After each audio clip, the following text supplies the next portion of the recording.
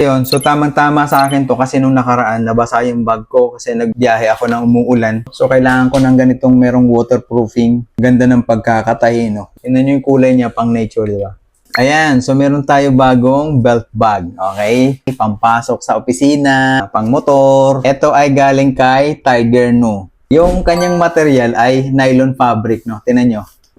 Okay? Ano to? Water resistant. Ayan. Nagustuhan ko yung kulay niya, green tsaka black. Simple lang, 'di ba? Tapos meron siyang tatlong bulsa, no? Ito sa harapan. Ayan, ganyan siya. Tingnan niyo yung loob, 'di ba? Nice. Tapos ito naman yung main pocket niya, tingnan niyo. Ayan, doon naman sa loob may mga compartment din 'yan, okay? Ito dito sa harap, meron siyang ano dito, bulsa. Ayan, okay? So pwede kang maglagay diyan ng mga importanteng bagay, mga barya, ganun.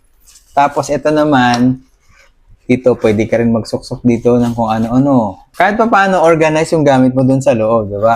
Okay, lastly, yung kanyang likod. Meron siyang secret pocket dito. Lagay ng mga wallet. Ayan. Mga importanteng bagay. So, yung size nito, 1.6 liters, no? Hindi siya masyadong bulky kung hindi ka naman nagdadala ng maraming gamit. Pwede na. Ayan, halimbawa, power bank. Kasya yan. Okay, maluwag pa. Tinan nyo. Dalawang power bank na, ha? Oh, kasya. Masasarado pa yan.